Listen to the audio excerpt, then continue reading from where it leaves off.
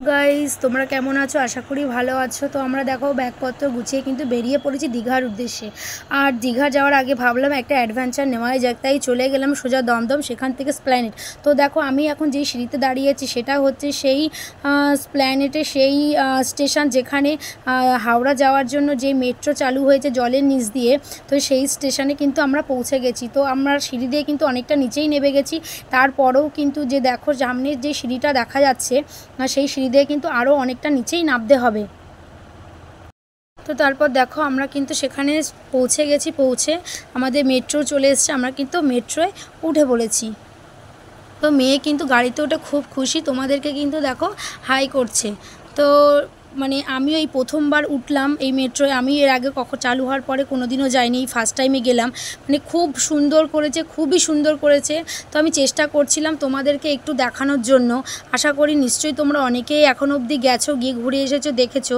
খুব সুন্দর, মানে এতটাই সুন্দর করেছে আর বলার কথা না। আর আমি কিন্তু একটু ভয়ে ভয়ে ভিডিও করছিলাম, কারণ আমি যখন প্রথম ভিডিও স্টার্ট করেছি তখন কিন্তু আমাকে একজন পুলিশ না করেছিল ভিডিও করা যাবে না।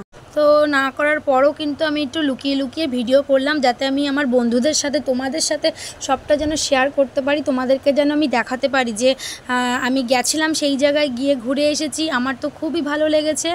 আর সবথেকে বড় কথা হচ্ছে যে মানে পৃথিবীর প্রথম ফার্স্ট আমাদের কলকাতায় যেখানে জলের নিচ দিয়ে মেট্রো চলাচল শুরু করেছে। তো আমাদের মানে সত্যি আমরা খুব গর্বিত যে এরকম একটা কিছু মানে আমাদের দেশে অন্তত হয়েছে। তো যাই হোক, এই নিয়ে আর কিছু মানে বেশি কথা আমি বললাম না। তোমরা যাও, তোমরা এখনও অবধি যারা যাওনি আমি বলবো তাদেরকে অবশ্যই তোমরা যাও, গিয়ে অন্তত একবার ঘুরে এসো, অবশ্যই তোমাদের খুব ভালো লাগবে। তো দেখো আমি কিন্তু এই ভিডিওর সঙ্গে সঙ্গে আমাদের দীঘার কতগুলো মুহূর্ত, কতগুলো পিক কিন্তু তোমাদের সাথে শেয়ার করলাম। তো তোমরা দেখো কেমন হয়েছে, অবশ্যই কিন্তু তোমরা কমেন্ট করে জানাবে, লাইক করবে, শেয়ার করবে, তার সঙ্গে কিন্তু অবশ্যই সাবস্ক্রাইব করবে। তো তোমাদের ভালোবাসা, তোমাদের আশীর্বাদ যদি আমি না পাই, আমার সাথে যদি না থাকে, আমি কিন্তু কখনোই এগিয়ে যেতে পারবো না। তাই তোমাদের সাপোর্ট আমার খুব প্রয়োজন। এর থেকে আর বেশি কিছু তোমাদেরকে বললাম না। তো অবশ্যই তোমরা যেও, অন্তত একবার সেই জায়গা থেকে তোমরা ঘুরে এসো। তো চলো, টাটা, বাই বাই। আসছি নেক্সট কোনো ভিডিও নিয়ে। ততক্ষণ তোমরা ভালো থেকো, সুস্থ থেকো।